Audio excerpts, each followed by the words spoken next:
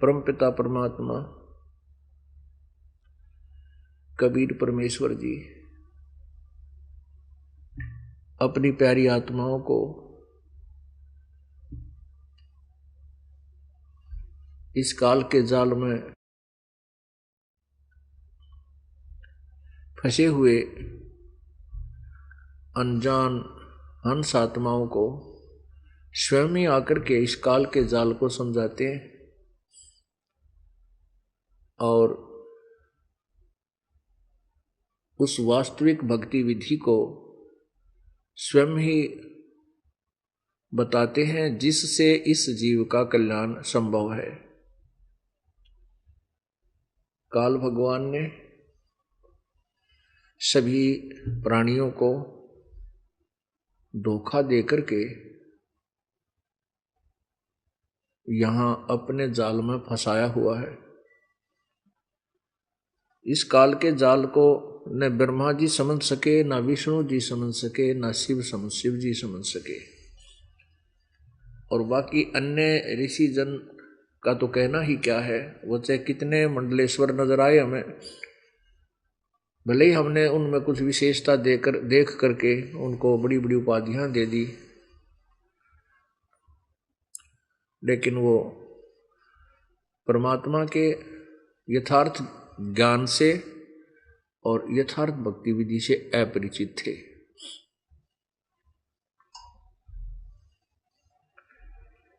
क्योंकि काल भगवान नहीं चाहता कि ये प्राणी अपने पिता को पहचान ले, ये नहीं चाहता कि इसको सतलोक की भनक पड़ जावे और ये यहां से भाग ना जावे। इसको झूठा लालच देकर के यहां रोका हुआ है। ये तेरी संपत्ति है, ये तेरी संतान है, ये तेरा पति है, ये तेरी पत्नी है, और बहुत ही जबरदस्त जंजीर ये बांध रखी हैं काम क्रोध मोह लोभ अहंकार की, और तीनों गुणों के द्वारा इस जीव को बाई फोर्स यहां उलझाया हुआ है। इस जाल को परमात्मा स्वयं बताते हैं, समझाते हैं। क्या कहते हैं? सतगुरु सौदा कर वो नहीं बाध जात है। गीता जी अध्याय नंबर 4 के श्लोक 34 में कहा है कि जिस तत्व ज्ञान के विषय में गीता जी अध्याय नंबर 4 के श्लोक 32 में स्पष्ट किया है कि उस पूर्ण परमात्मा ने अपने मुखारविंद से, अपने वचनों में, अपनी वाणी में, सच्चिदानंद घन परमात्मा ने अपनी वाणी में परमात्मा पाने की साधना बहुत विस्तार से लिखी है। उसके अंदर वो साधनाएं भी लिखी हैं जो अन्य साधक करते हैं, जो यूजलेस है। इसलिए कहा कि उस ज्ञान को, उस तत्व ज्ञान को जो उस परमेश्वर ने स्वयं आकर के अपनी अमृतवाणी में बोला है, उसको तत्वदर्शी संतों से जाकर समझ, उनको दंडवत प्रणाम कर, कपट छोड़कर उनकी सेवा कर, प्रश्न पूछ, फिर वह तत्वदर्शी संत तुझे उस परम पिता परमात्मा का यथार्थ भक्ति मार्ग बताएंगे। फिर जैसा वो कहें ऐसा कर। तो यहां वही बता रहे हैं कि सतगुरु सौदा कर वो नहीं तो बाध जात है। बाध माने व्यर्थ, तेरा जीवन व्यर्थ जा रहा है। सतगुरु सौदा कर, सतगुरु माने तत्वदर्शी संत की शरण ग्रहण कर, और फिर उसके द्वारा बताए गए प्रत्येक नियम का पालन कर और सत साधना हृदय से कर, फिर तेरा मोक्ष संभव है। जिन तेरा पिंड प्राण बनाया, उस साहिब से डरवो, अजप्पा जाप जपो मन बोरे, हे जम किंकर से लड़वो।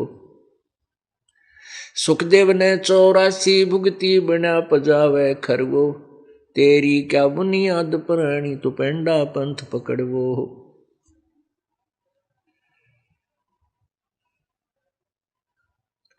नर से नार किया नारद मुनि अवगत बाजी गर्वो, शिव की संख कल्पना मेटी भस्मा गिर लिया छरवो।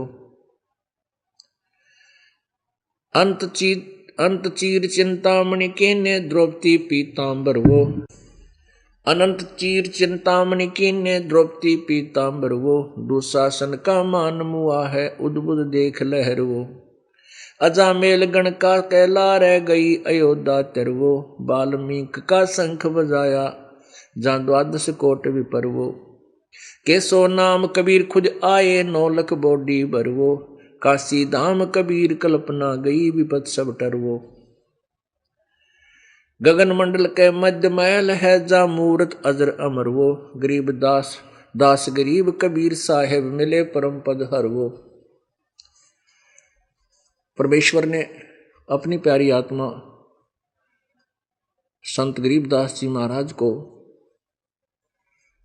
अपने सतलोक का ज्ञान बताया और अपने सतलोक को उनको दिखाया। वह उनकी आत्मा को वापस गरीबदास जी के जीव को वापस शरीर में भेज दिया। उसके बाद गरीबदास जी ने आंखों देखा उस परम पिता का वर्णन किया, उनकी महिमा का ज्ञान हमें बताया, वो अमृतवाणी आपको सुनाई है। क्या बताते हैं?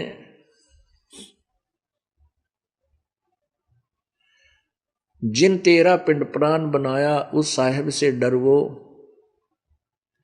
अजप्पा जाप जपो मन बोरे जम किंकर से लड़वो।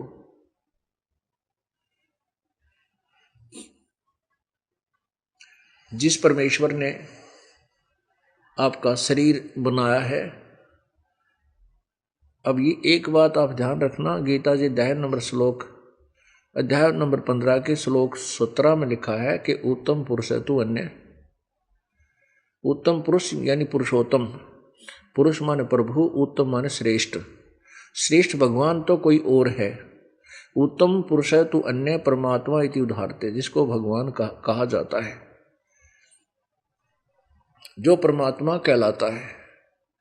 और वही यह लोक त्रयम् अविश्य विवर्ती अव्यय ईश्वर है, जो तीनों लोकों में प्रवेश करके सबका धारण पोषण करता है। अब ये विचार करना कि पूरे विश्व में, पूरे ब्रह्मांडों में, असंख्य ब्रह्मांडों में जो कुछ भी हो रहा है, उस परमेश्वर ने, कबीर परमेश्वर ने नियम बनाकर छोड़ा हुआ है। उसी की आज्ञा से सब कुछ हो रहा है। जिसको मानव शरीर मिलना है उसको मानव शरीर ही मिलेगा। यह सब क्रेडिट परमेश्वर को ही जाता है। इसलिए यहां लिखा है कि जिन तेरा पिंड प्राण बनाया उस साहेब से डर वो। उस परमात्मा से डर तू और डर के भक्ति कर, बुराई त्याग दे। फिर क्या बताते हैं? अजप्पा जाप जपो मन बोरे जम किंकर से लड़वो। जो श्वास का सिमरन है सत्यनाम और सार नाम, ये अजप्पा जाप कहलाता है, जो न जप जाने वाला जाप। अर्थात न ये बोल के जाप होता है, ओठ जीभ इसमें हिलती नहीं, श्वास उश्वास, श्वास बाहर छोड़ते हैं अंदर लेते हैं, इसके अंदर इसका सिमरन होता है। उसके विषय में कहा कि अजप्पा जाप जपो मन बोरे जम किंकर से लड़वो। अब क्या बताते हैं परमात्मा के, जैसे आपत्ति आप पर आ जाती है, कई बार स्वप्न में भी आप बहुत परेशान हो जाते हो, जागृत में भी आपके ऊपर कोई विशेष आपत्ति नजर आती है, आप अपना सिमरन शुरू कर दीजिए। स्मरण जो आपको दिया हुआ सत्यनाम का या सारनाम, जो भी, जिनको सारनाम मिला है तो तीनों मंत्रों का, जिनको केवल सतनाम मिला है तो सतनाम का, और जिनके पास पहला ही मंत्र है तो उन पहले ही मंत्रों का ही जाप प्रारंभ कर दीजिए, तो आपकी आपत्ति टल जाएगी। परंतु विशेष आपत्ति जो होती है वो सतनाम से ही टलती है, और भी भयंकर होती है तो सारनाम के सामने वो नहीं, बिल्कुल नहीं टिकती। तो जितनी भी आपकी भक्ति कमाई बढ़ती जाएगी उसी हिसाब से आपको मंत्र दान किए जाते हैं, उनका जाप करते रहिए। कहते मौला बैठा मोरचे देख जन की भेड़, द्वादश कोट जम किंकर जहां एक नाम की खैड़। ये सतनाम का जो मंत्र है, सारनाम और सतनाम का मंत्र है, इतना जबरदस्त है ये कि 12 करोड़ यम के दूत हैं, और उन 12 करोड़ यम के दूत आपके सामने हो और आप जब वो दिखें इसे बूंदे हो तो एक का दिख जाए तो कलेजा फट जाए, इंसान का दिल डिग जाए। और 12 करोड़ कहते 12 करोड़ भी हों और आपका एक सतनाम का सुमरण कर देना, वो ऐसे गिर जाएंगे जो जैसे टक्कर मार दे ना एक नाम की खैड़। खैड़ माने वो टक्कर मार दे और ढा दे, गिर दे उसमें।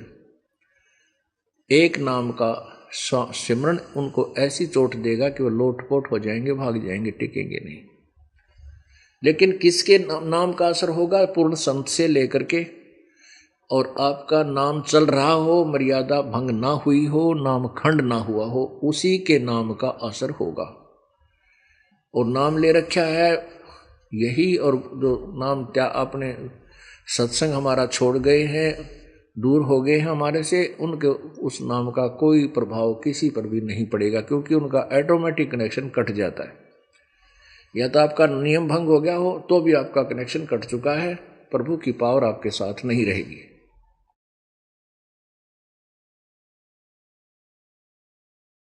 अब क्या बताते हैं? सुखदेव को 84 भुगती बड़ा पजावे खरवो, तेरी क्या बुनियाद प्राणी तू पेंडा पंथ पकड़ी वो। कहते हैं सुखदेव जैसे ऋषि, वो भी गधे की योनि भोगी, बना पजावे खरवो। सुखदेव ऋषि जी ने एक बार बताई अपनी आत्म बीती कि भाई 84 लाख योनियां बहुत ही इसमें महाकष्ट होता है। उन्होंने बताया कि एक समय मैं खर की योनि भोग रहा था, गधे की, और मेरा मालिक जो कुम्हार था उसने एक पजावा ला रखा था, पजावा जिसमें ईंटें पकाई जाती थी, और वो बहुत ऊंचा हो जाता, 30-40 फुट ऊंचा, उसके ऊपर ही लगाता रहता है कुम्हार। और गधों के द्वारा क्या करता है, नीचे से कच्ची ईंटें उसके थैले में डाल कर कमर पर और ऊपर ले जाता है, कच्ची वहां उतार देता है, जो वहां पक चुकी होती हैं उस कीलन में, भट्ठे में, उनको तुरंत पक्की ईंटों को गधे पर लाद देता है और उसको नीचे को चलता कर देता है। सुखदेव जी बता रहे हैं कि ऐसी जोनी में भोग रहा था, उस समय अधिक काम करने से, समय पर जल आदि न प्राप्त होने से मैं अंधा हो गया, और मेरे स्वामी कुम्हार ने भी मुझे धक्का दे दिया, नहीं रखा, लठ मारे में चल पड़ा। तो चलता चलता एक पगडंडी पकड़ ली मैंने, उस पगडंडी पे चलता जा रहा था, आगे एक नाला था, वहां से मनुष्य तो अपने जंप करके कूद जाते थे, मुझे दिखाई नहीं दे रहा था, मैं उसके अंदर गिरने लगा। मैंने छलांग लगानी चाहिए तो मेरा आगे का हिस्सा अगली पटड़ी पर, पिछले का हिस्सा पीछे का हिस्सा पिछली पटड़ी पर, पैर लटक गए नीचे। अब ना नीचे गिर रहा हूं, ना मैं ऊपर आने योग्य हूं। नगरी से दूर होने के कारण वहां इक्का दुक्का व्यक्ति कभी कभी जाता था, वो मुझे नहीं निकाल सका, ना उन्होंने चेष्टा की। मेरे ऊपर पैर रखे पार हो जाए, मेरी पुल बना लिया। 1 हफ्ता 10 दिन में भुगत के वहां मरा, तड़फ तड़फ के जीवन गया मेरा। अब परमात्मा बंदी छोड़ गरीबदास कबीर साहब ने अपनी प्यारी आत्मा गरीबदास जी को बताया कि बेटा ये दुख जीव को होते हैं। उसी को गरीबदास जी ने अपना रिवाइज किया है कि सुखदेव ने 84 भुगती बना पजावे खरवो, तेरी क्या बुनियाद प्राणी तू पेंडा पंथ पकड़ो। जो साधना ये सुखदेव जैसे ऋषि क्या करते थे, उसके करते करते भी वो 84 लाख योनियां भोगी उन्होंने। और तुम्हारी तो औकात क्या है, तुम एक हनुमान चालीसा पढ़ लेते हो, क्या कि एक व्रत रख लिया किसी माता मसाणी का। ये साधना ठीक नहीं है।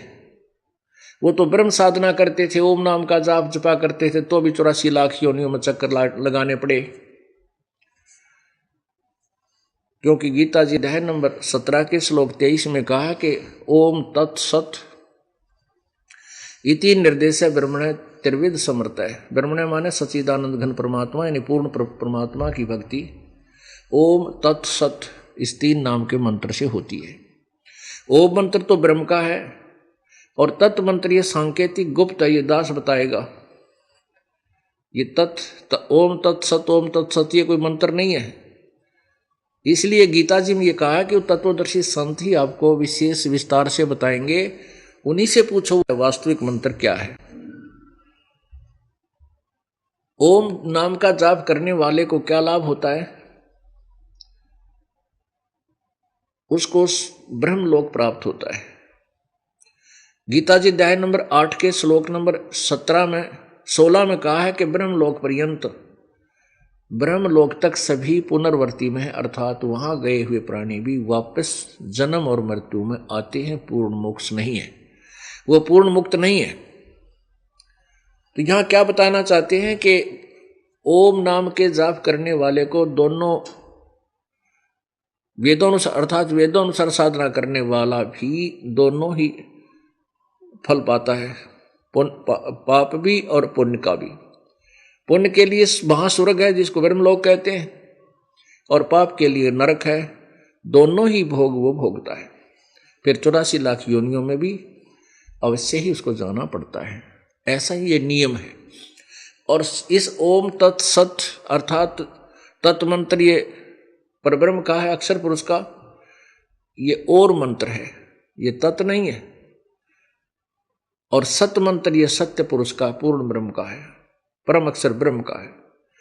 इन मंत्रों का जाप करने वाला प्राणी ही पूर्ण मोक्ष प्राप्त करता है, सत्यलोक चला जाता है, उसका फिर पुनर्जन्म नहीं होता। गीता जी अध्याय नंबर 15 के श्लोक नंबर 4 में कहा कि जब तत्वदर्शी संत मिल जा, उसके बाद इस उलझी हुई गुत्थी को उस तत्व ज्ञान रूपी शस्त्र से काट कर, अर्थात इसको अच्छी तरह समझ कर, उस तत्वदर्शी संत द्वारा प्राप्त उस साधना को करते हुए उसके पश्चात उस परमेश्वर के परम पद की खोज करनी चाहिए, जहां जाने के बाद साधक फिर लौटकर संसार में नहीं आते, अर्थात उनका पुनर्जन्म नहीं होता, वो पूर्ण मोक्ष प्राप्त कर लेते हैं।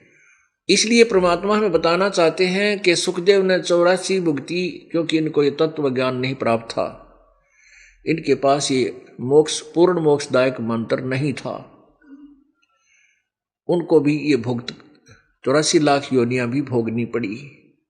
कहते हैं तेरी क्या बुनियाद प्राणी, तू पंडा पंथ पकड़े हो।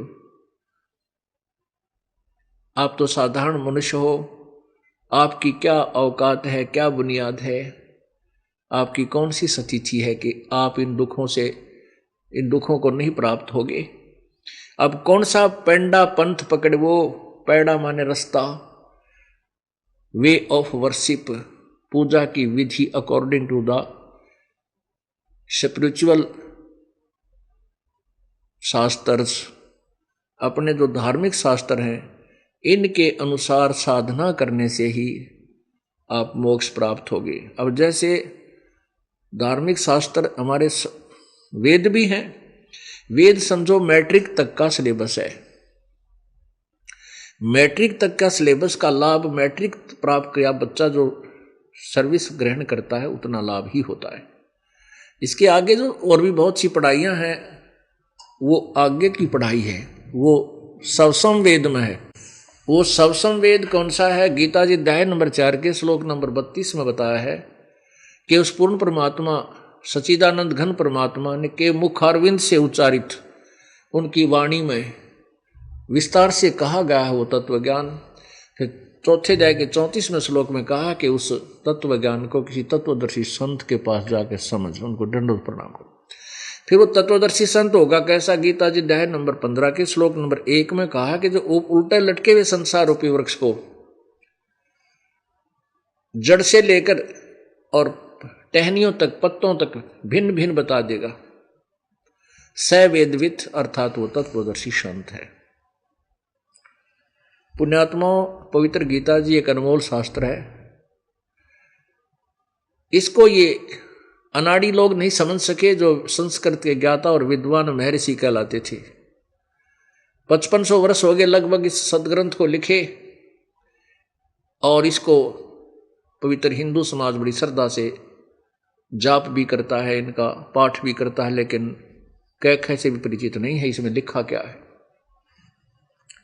ना लेखक को पता, व्यास जी इसके लेखक हैं, क्योंकि लिखवाने वाला काल है, वो व्यास जी में प्रवेश करके इस गीता को लिखवा के चला गया।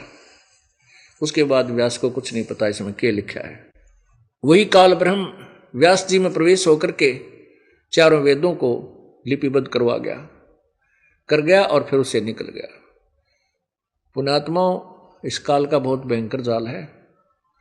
परमात्मा कबीर जी की ही कृपा से इसने ये सदग्रंथ हमारे को दिए हैं, नहीं तो ये इनको बिल्कुल नहीं देता। प्रभु के प्रेशर से आकर के इसने सारा ज्ञान बोला है। जैसे इसने खुद कहा है कि गीता जी अध्याय नंबर 11 के श्लोक नंबर 32 में कि मैं काल हूं, सबको खाने के लिए आया हूं।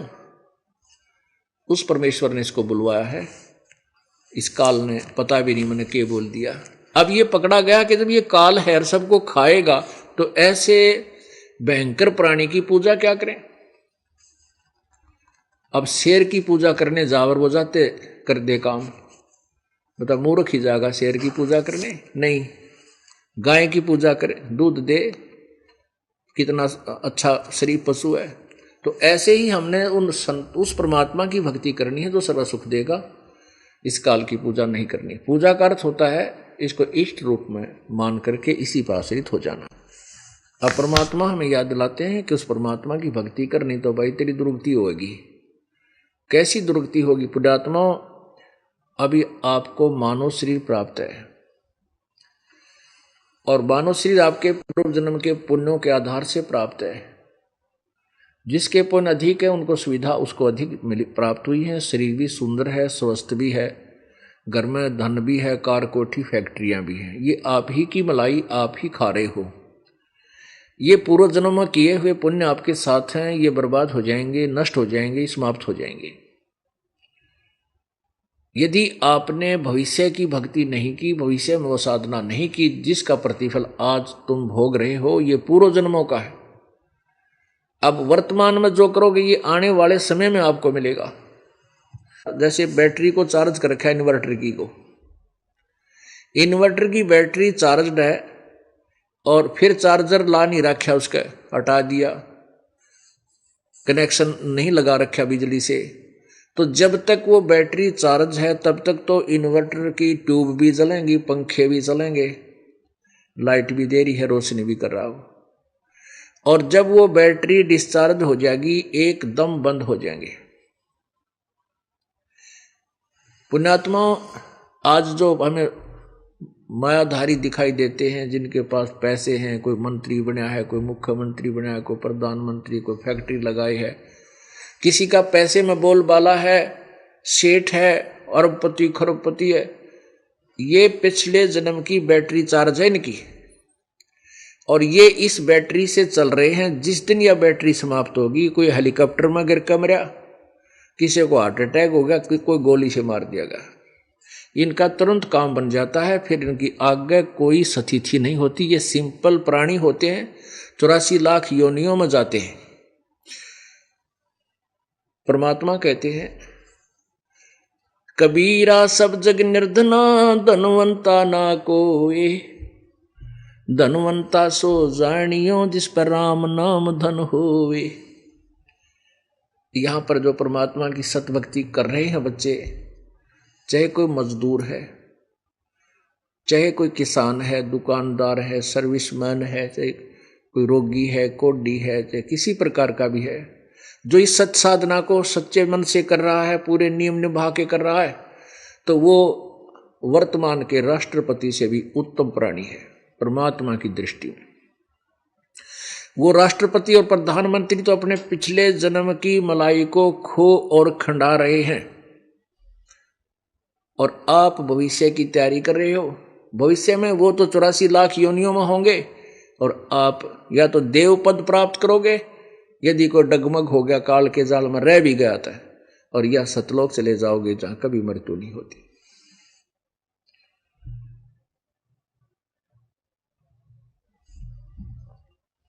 अब इस ज्ञान को जब आप समझ जाओगे तो आपको चाहे कोई करोड़पति है, चाहे अरबपति, चाहे पृथ्वीपति राजा है, आपको 2 कौड़ी का जीव दिखाई देगा जब आपके अंतःकरणीय तत्व ज्ञान से साफ हो जाएगा। क्या बताते हैं?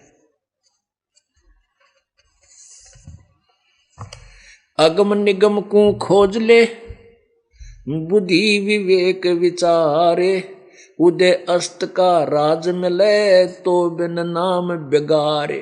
ओहो, अब बेगार शब्द क्या है? बेगार होता है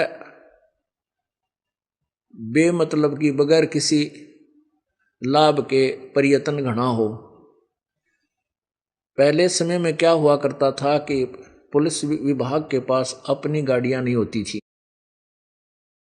उन्होंने कहीं इधर उधर जाना होता था क्षेत्र में, तो वो क्या करते थे, जो 3 व्हीलर चाला करते या कोई जीप होती, उनको ले लेते थे बाई फोर्स,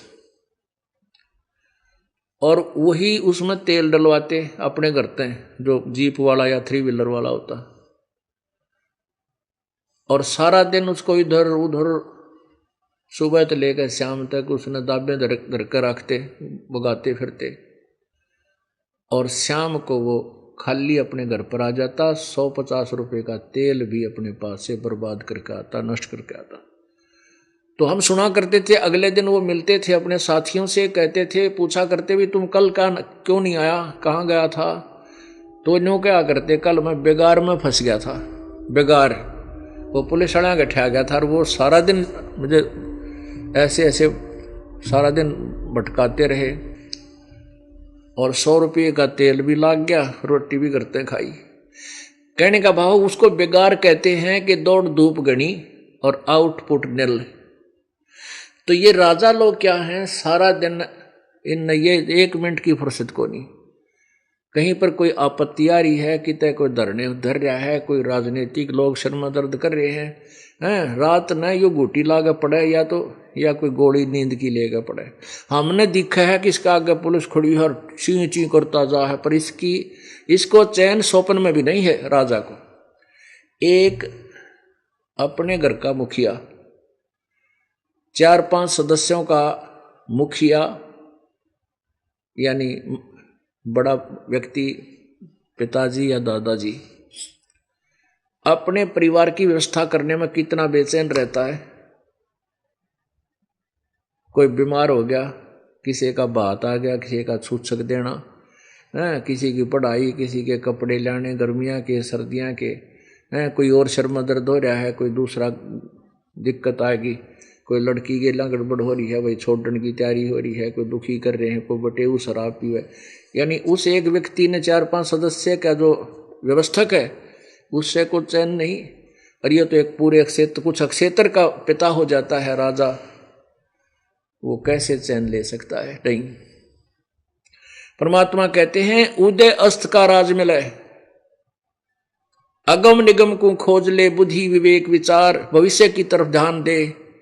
और इस हम तो ज्ञान दे रहे, इसके आधार से तो विचार कर कि पूरी पृथ्वी का भी राज तुझे मिल जाए तो भी बिना नाम बेगार। अगर तेरे पास मंत्र सत्य नहीं है, सच्चा नाम नहीं है, तो तू बेगार कर रहा है, अपने पूरा जन्म की कमाई बर्बाद कर रहा है, और इधर से उधर आंडी पाक के अंडा है, और मरेगा जब तेरे कुछ भी हाथ नहीं आओगा। तेरी मृत्यु के उपरांत फिर पछताएगा तो रोएगा। आपने देखा होगा, अभी 4-4.5 वर्ष पहले हरियाणा का मंत्रिमंडल बना, जिसमें 2 मंत्री कैबिनेट सत्र के, और एक तो इतना पैसे वाला था कि उसके पास पैसे की कमी नहीं, फिर मंत्री भी बन गया था। कहना है क्या, अपने ही हेलीकॉप्टर में एक्सीडेंट में क्रैश हो गए, उनके आड़ भी पिछाड़ मनाए, कौन से की थी। पुण्यात्माओं, परमात्मा की वाणी और इस ज्ञान पर विचार करो। ठीक है, अगर राजा भी बना है कोई बुरी बात नहीं, लेकिन न्यायकारी हो, भगवान से डरने वाला हो, परमात्मा को याद करने वाला हो, वो बुराई नहीं कर सकता, वो पाप से बचेगा। अन्यथा राजा सबसे भयंकर अपराधी बन जाता है, क्योंकि उसके ऊपर हर तरह के पाप उसके सिर पर रखे जाते हैं, उसके आदेश से सब काम होते हैं, उसके राज्य में जो भी पाप हो रहे हैं उस राजा के ही निमित्त हो जाते हैं।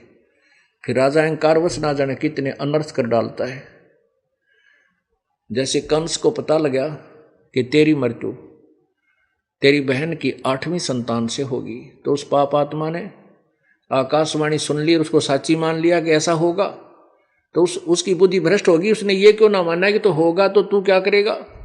जब परमात्मा का ये फाइनल फैसला है, आकाशवाणी को तो सत्य मान रहा है कि ऐसा ही होगा, तो उसके द्वारा मारा जाएगा, फिर तू कैसे उस परमात्मा के नियम को परिवर्तित कर सकता है। लेकिन बुद्धि भ्रष्ट जीव क्या करने लगा, अपनी बहन की सारी संतान मार दी। फिर आकाशवाणी जब वो अंतिम संतान मारी, वो आकाश में लड़की जाती हुई आत्मा आवाज दिया कि तेरे मारने वाला पैदा हो चुका है। उस पाप आत्मा कंस ने आसपास के क्षेत्र के नवजात शिशुओं को सबको कटवा दिया, मार डाला। वो धर लिया पाप सिर पे और अंत में मारा भी गया। अगर राजा को समझ हो, पर संत की शरण में हो, वो संत के गाइड से मार्गदर्शन से चले, तो वो पाप नहीं करता। उसको समझाता कि बेटा तेरी मृत्यु तो होगी और इसी से होगी, तू कैसे उसको रोक सकता है, क्यों पाप कमावे, अपनी भक्ति कर ले, शायद तेरा बचाव हो जाए। तो ऐसे संत मिले तो राजा भी पाप से बच सकता है। नहीं दुर्बुद्धि संत लालची के राजा नाराज ना हो जाए, जो जैसे राज्य वैसे चालन दे। तो ऐसे संत जो राजाओं के पास होते हैं वो दुश्मन होते हैं उनके। तो ऐसे ही हमने अपने मार्ग को सुचारू करना है, अन्यथा क्या होगा। साहेब से चतला ले रे मन गर्भ गुमानी। साहेब मन परमेश्वर, साहेब माने परमात्मा, सारी सृष्टि के रचनहार कुल मालिक की तरफ से। क्योंकि भक्ति हम गीता जी अध्याय नंबर 18 के श्लोक नंबर 16 में कहा है कि गीता ज्ञान दाता स्वयं कह रहा है कि हे भारत, तू सर्वभाव से उस परमेश्वर की शरण में जा जिसकी कृपा से तू परम शांति और शाश्वत स्थानम अर्थात सनातन परम धाम, सनातन माने सदा वाला, सबसे पुरातन, सदा रहने वाला, यानी सत्यलोक को प्राप्त हो जाएगा। तो इसलिए उसी परमात्मा की भक्ति से ही मोक्ष होगा। यहां उसी की तरफ संकेत है। नाभि कमल में नीर जमा तेरा, नाभि कमल में नीर जमा तेरा दीना मैल बनाए, नीचे जठरा अग्नि जरे थी तेरे लगी न ताती बाए, नीचे शीस चरण ऊपर को ओ दिन याद कराए,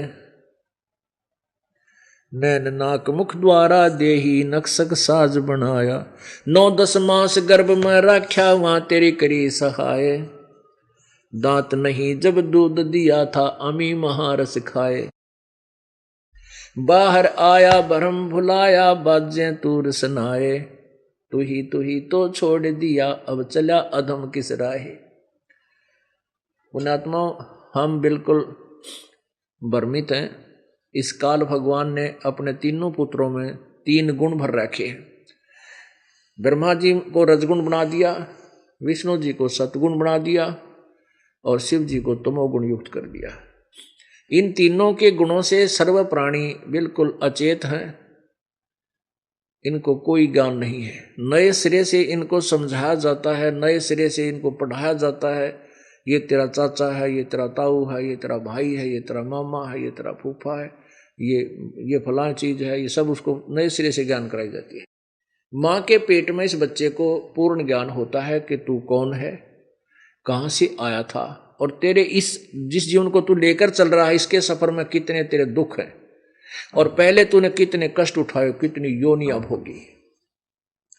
माँ के पेट में ये बच्चा, लड़का या लड़की, वो अपने दुखों को याद कर कर रोता रहता है और कहता है परमात्मा अब के इस गंध से निकाल दे, पहले मेरे से जो गलती बनी सो बनी प्रभु, आगे नहीं करूंगा, आपको याद करा करूंगा, केवल अपना पेट गुजारे के लिए धंधा करूंगा, बाकी से मैं तेरा गुणगान किया करूंगा, पाप नहीं करूंगा।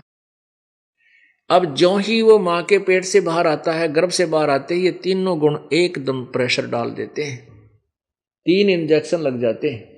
अब 3 इंजेक्शन लग जाते हैं ऑटोमेटिकली, तुरंत ये सब अचेत हो जाता है, इसको ज्ञान नहीं रहता तू कौन है कितना आया। जैसे सुखदेव ऋषि भगवान शंकर जी के उस तत्व ज्ञान को, उस मंत्र को और वो ज्ञान सुनकर के वो इतना प्रभावित हो गया कि तो बहुत बुरा जीवन है। उसने तोते का अंडे में वो था, तोता बन गया, तोते का शरीर भी त्याग दिया और वेद व्यास की पत्नी के गर्भ में जाकर विराजमान हो गया।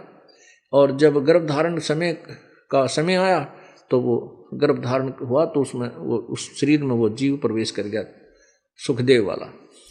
अब उसको गर्भ में याद रहा कि यदि मैं बाहर जाऊंगा तो ब्रह्मा विष्णु महेश के जो तीनों गुण हैं ये जाते ही अचेत कर देते हैं और जीव को पता नहीं रहता तो उन्हें क्या करना चाहिए था। और ये बच्चा स्वभाव अपने कर्मानुसार, मान ले किसी कसाई का पैदा हो गया तो वो कसाई के काम को करने लग जाएगा, और किसी मांसाहारी का पैदा हो गया तो मांसाहारी बन जाएगा, और कहीं अमल करने वालों का तो वो क्रियाएं करना शुरू करता, अपने कर्म बिगाड़ लेता है। तब उस 12 वर्ष तक मां के गर्भ से बाहर नहीं आया सुखदेव। तो ब्रह्मा विष्णु महेश ने उससे जाकर कहा कि भाई सुखदेव तू बाहर आ जा। सुखदेव ऋषि कहने लगा नहीं प्रभु मैं बाहर नहीं आऊंगा, आप बाहर आते आप तो हमारी बुद्धि भ्रष्ट कर देते हो, हमें याद भी नहीं रहता कि हम कौन हर के करना चाहिए था, ना जाने के जुल्म कर बैठते हैं। एक शर्त पर मैं बाहर आ सकता हूं, आप अपनी इस त्रिगुणमयी माया को रोक लो, जब तक मैं बाहर आऊं तब तक रोक लो। बाहर आते ही मतलब बाहर आने के बाद इसने अपने ने छोड़ दियो कुछ समय के लिए। तो उसने कहा, ब्रह्मा विष्णु महेश ने कहा भी हमारे पास भी इतनी पावर नहीं इसको हम रोक सकें, हम केवल इतनी देर रोक सकते हैं, बिल्कुल ये सेकंड्स।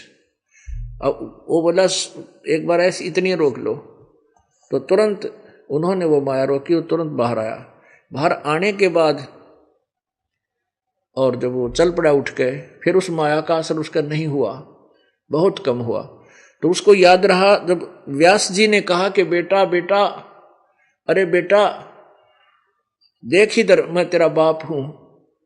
सुखदेव ने पीछे मुड़ कभी नहीं देखा 12 वर्ष की, क्योंकि अंदर मां के गर्भ से आया तो सूक्ष्म छोटा शरीर था, बाहर आते ही वो 12 वर्ष के शरीर के इक्विवेलेंट हो गया। जैसे आपने देखा होगा पुण्यात्मा परमात्मा की जो लीलाएं हैं इनसे आप परिचित नहीं, इसलिए असमंजस में पड़ जाते हो कि न्यू कैसे 12 वर्ष का बालक मां का कुकर पैदा हो गया। अब भैंस का काटड़ू इतना मोटा भारा हुआ है, थोड़ा निकलता दिखे जब छोटा और बाहर तो खड़ा हो लोड दिखे। तो ऐसे लीला है, ऐसे परमात्मा की कृपा है। उठकर चल पड़ा, कहने लगा व्यास जी अब तो मुझे ज्ञान हो गया।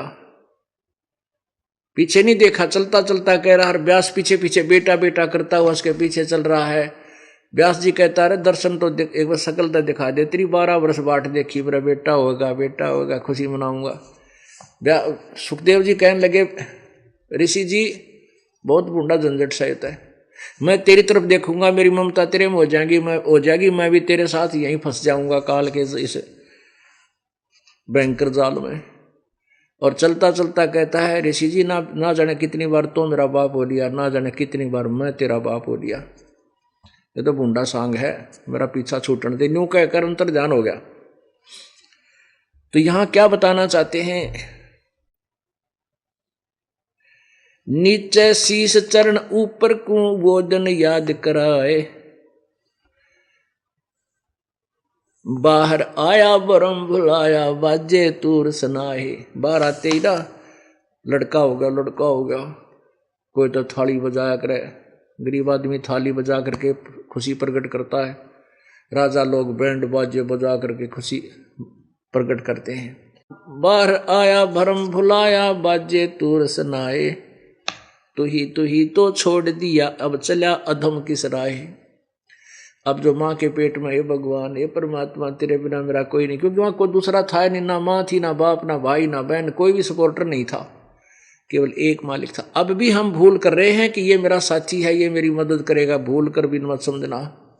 बाप सामने खड़ा है, बेटा नदी में डूब गया, दरिया में, और बाप की हिम्मत नहीं पड़ी, उसने जाकर बचा लो, और सामने देखते देखते डूब गया, खत्म हो गया। बता क्या सपोर्ट किया पिता ने, और पिता अगर उसको बचाने की चेष्टा करे, पिता भी डूबे। यहां रोहतक के अंदर एक परिवार है, मिगलानी परिवार, उसमें एक लड़का तो जज लगा हुआ था, एक फाइनेंस का काम करता था। उनके पिता ने एक धार्मिक अनुष्ठान करवाया गुरुदेव तय। वो धार्मिक अनुष्ठान होने के बाद वो फूल और जो हवन की राख थी उसको दरिया नहर में डालने के लिए वो दोनों पुत्र चल पड़े कार लेकर। रोहतक से झज्जर रोड के ऊपर ये जवाहरलाल नेहरू कैनाल है, बहुत लंबी चौड़ी। तो वहां जाकर के उन्होंने वो जो थैली ले रखी थी जिसमें राख और फूल थे प्रयोग किए हुए, फूल ये सुगंधित फूल जैसे डाल देते हैं, तो पटड़ी पर गाड़ी खड़ी करी, दोनों भाई उतरे और एक ने वो जो ले रखे थे फूल वो दरिया में फेंक दिए। वो हवा से टकराकर पटड़ी पर गिर गए। वो लंबी चौड़ी है और पटड़ी ऐसे स्लोप में है, वो पानी में ना गिरे। तो उसने उनमें से एक जना जाकर के नीचे को उसको नीचे को सरकाने लगा, दूसरे गिरता दिखा, दूसरे ने उसका हाथ पकड़ दिया। वो जब उसका स्लोप में नहीं बैलेंस बना, वो गिरने लगा तो दूसरे ने हाथ पकड़ दिया, दोनों गिर गए और दोनों डूब कर मर गए। तीसरे दिन लाश पाई, वो जज की भी और फाइनेंसर की भी। और पुण्यात्मा देखो आंख फूट रही, धार्मिक अनुष्ठान घर पर करवाया, पंडित जी बुला रखा और घर में यू नाश हो गया। क्या सहारा दिया उस धार्मिक अनुष्ठान ने? तो हम इतने नालायक हो गए, इतने नादान हो गए कि इसे जुल्म हमारे ऊपर सितम पर सितम हमारे ऊपर ढह रहे हैं, हम फिर भी उन्हीं पूजाओं में लगे हुए हैं। तो यहां क्या बताना चाहते हैं? दाई आई घुट्टी प्याई माता गोद खिलाए, जो दिन आज सो काल नहीं रे अग फिर धर्म राय। अब परमात्मा के याद दिवा भाई, अब तो तू ठीक है, मनुष्य शरीर प्राप्त करके आया है, और जब तक तेरा संस्कार है, चाहे 100 वर्ष का है, 50 वर्ष का है, 70 वर्ष का है, तब तक तो तेरी मलाई तू तेरे पास है, इसने खराब कर, चाहे सदुपयोग कर चाहे दुरुपयोग करे। यदि भविष्य की तैयारी नहीं करेगा तो कहते आगे फिर धर्मराय। जब ये प्राणी शरीर छोड़कर जाता है, ना भाई साथ होता है, ना पत्नी साथ होती है, ना बहन साथ होती है, ना पुत्र संतान साथ होती है। उस समय इसके साथ यम के दूत होते हैं, मोगरे लिए हुए लंबे लंबे बाले, और या इसके पुण्य और पाप होते हैं। धर्मराज के सामने इसको खड़ा कर दिया जाता है, न्यायाधीश के सामने। अब वो न्यायाधीश पूछता है कि निकाल तेरे गठड़ी में खोल, क्या कुछ कमा के लाया तू? अब वहां जाने के बाद इसको पता चल जाता है कि तू करने क्या गया था और के को बिद करके आया, नालायक। अब वो उसके पुण्य और पापों का जब अकाउंट लिया जाता है तो उसमें के पावे, सारा कुबद भरी पावे। तब ये कहता भगवान एक जीवन और दे दो मुझे मनुष्य का, एक जीवन और दे दो मुझे मनुष्य का। धोखा लग गया मेरे को किसी ने बताया नहीं, मुझे ज्ञान नहीं हुआ तेरी भक्ति करता। अब धर्मराज कहता है भाई न्यू भी क्यों बहकावा है मुझे कि तेरे को पता ना चला भक्ति करनी चाहिए। पुण्यात्माओं, अब ये भक्ति युग चल रहा है। परमात्मा बंदी छोड़ने इतना ढोल पीट रखा है भक्ति का, सीडी के माध्यम से गांव गांव में, नगर नगर में भक्तों के, हमारे भक्त भी जा जाकर सबको बता रहे हैं। लेकिन वो अनाड़ी आदमी कति भगवान को याद नहीं करना चाहते और ना ही भक्ति करने के लिए यहाँ आना चाहते। अब जिस भक्तों से आपकी वार्ता होती है, भाई है, बहन है, रिश्तेदार है, या कोई मित्र है, सहेली है, उनसे जाकर आप अवश्य चर्चा करते। परमात्मा करवाता है, परमात्मा अपने सिर पे भार नहीं रखता। अब जब वो प्राणी अब सत्संग में नहीं आएगा और जब उसकी मृत्यु होगी, वो वहां खड़ा होगा जाकर के, वो कहेगा जी मेरे को किसी ने बताया नहीं, मैं भक्ति कर लेता है। परमात्मा कहता है ऐसा मत कहे। अब आपका और उसका जो वार्तालाप चल रही है, क्योंकि एक फिल्म बन जाती है ऑटोमेटिक। और दोनों के ही कंप्यूटर में अंतःकरण में फीड हो जाती है। उसकी एक कॉपी फैक्स हो जाती है परमेश्वर उस धर्मराज के दरबार में। तो उस कॉपी को उस फिल्म को धर्मराज चलाता है कि देख ये भक्तमती आपसे क्या कह रही है, क्या कह रहे हैं, और तू के अंडी पाक रहने को किसने देखा भगवान, ये कोई भक्ति करने का टाइम है, बुढ़ापे में देखूंगा, बुढ़ापे में के गला तोड़ लिया तू, बता क्या करके लाया। तब वो नीची गर्दन कर ले ने कहा भगवान गलती होगी, गलती की सजा होगी, फिर गलती होगी बन गदा। तो पुण्यात्माओं अब समय है कोई आपको परमात्मा ने सुअवसर दिया है, ये भक्ति मिली, ये मनुष्य शरीर हुआ और ये तत्व ज्ञान का अब सूर्य उदय हो गया। ऐसा संयोग योगों के बाद होता है, असंख्य जन्मों के बाद प्राप्त होता है। और अब भी आप निसबल हो गए तो परमात्मा कहते हैं समझा है तो सिर दर पाओ बहुर नहीं है ऐसा दाव। अब ये दाव लगे आपका, और अब भी जो भी चल गया उसके साथ मूर्ख और नालायक प्राणी नहीं है।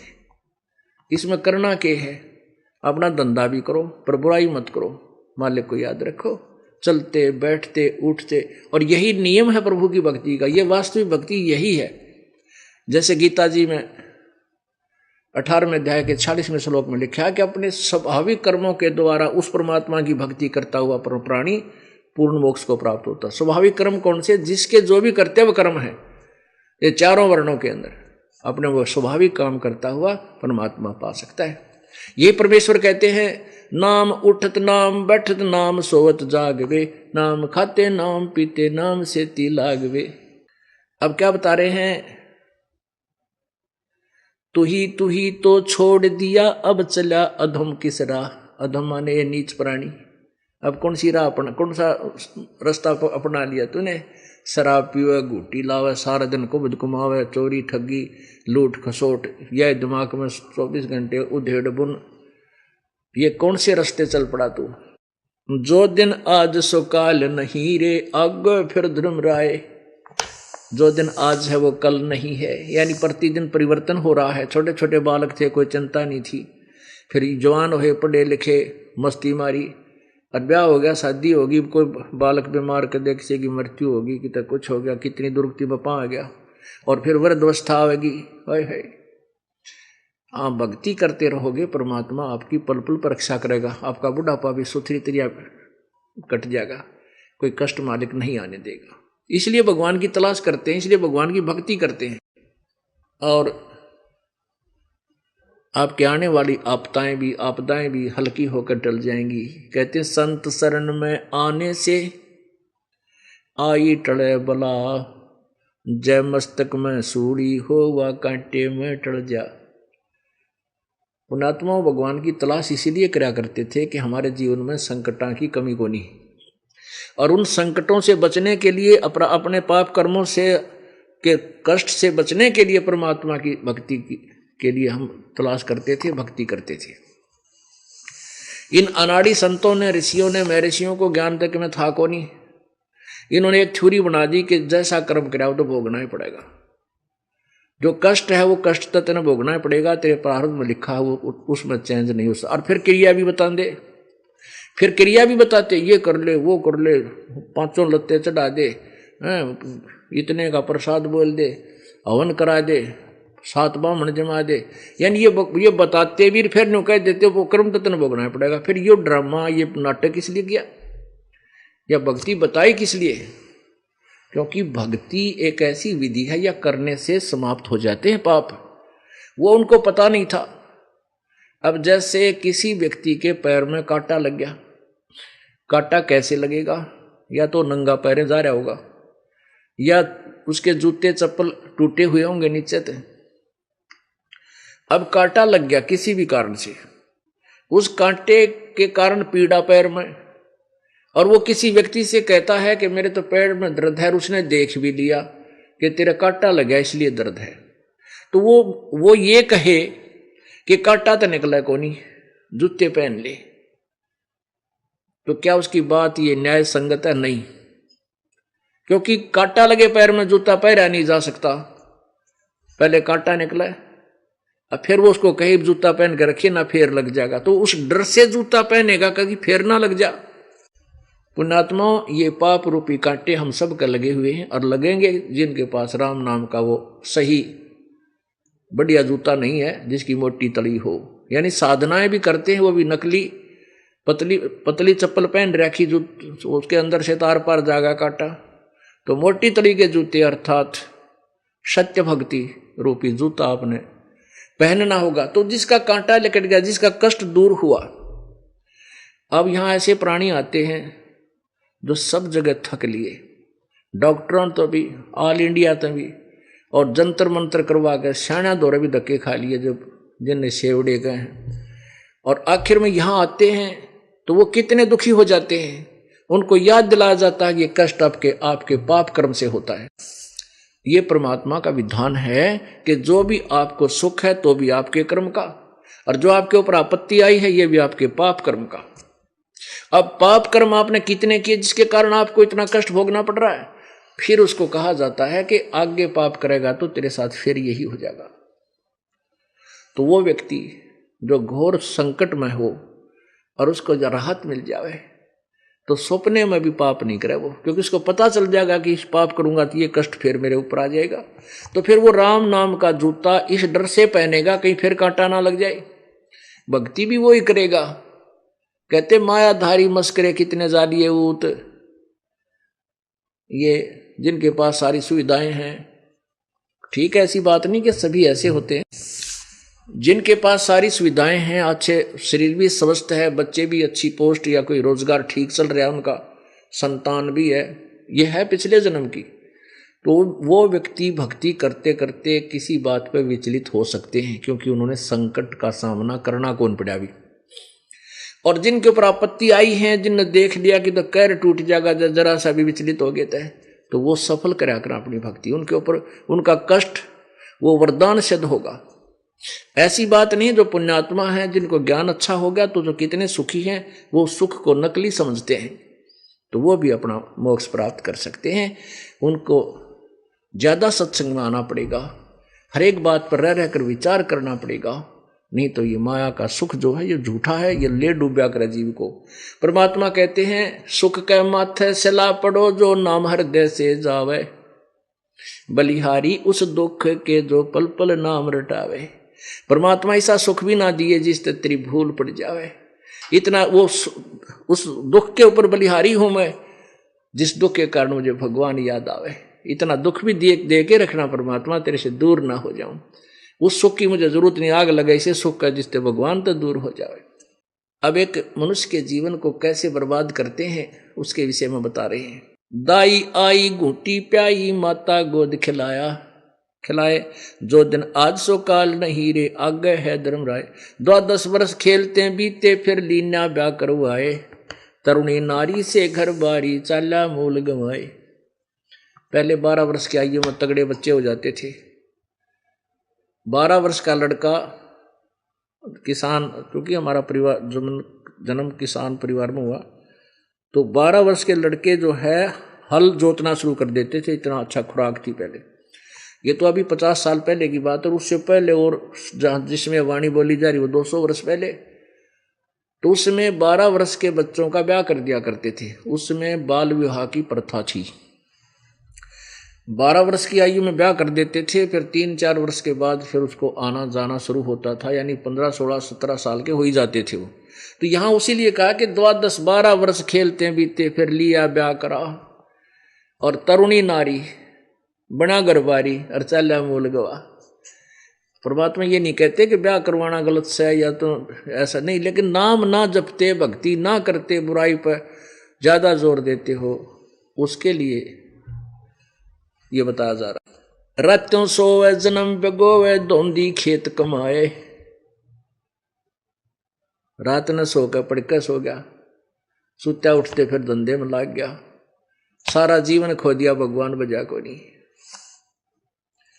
रातों सोवे जन्म बेगोवे धोंदी खेत कमावे, बिना बंदगी बाद बैत तेरा जन्म आकार सजावे।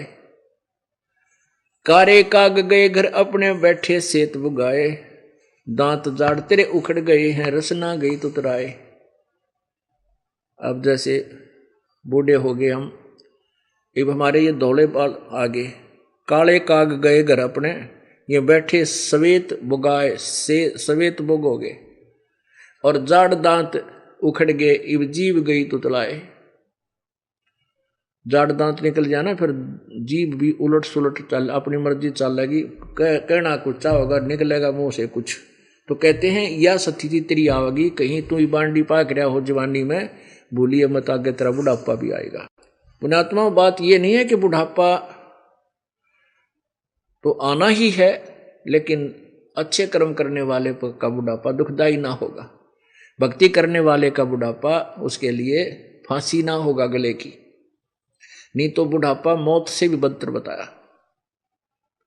और मालिक के चरणों में आगे भक्ति करते रहेंगे, डरते रहेंगे पापों से, तो ठीक टाइम पास हो जाएगा। क्योंकि ये माटी मालिक तो चल रही है, परमात्मा ही चला रहा है, उसी से चलेगी, उसी की कृपा से ये शरीर स्वस्थ रहेगा और ठीक टाइम पास हो जाएगा आपका।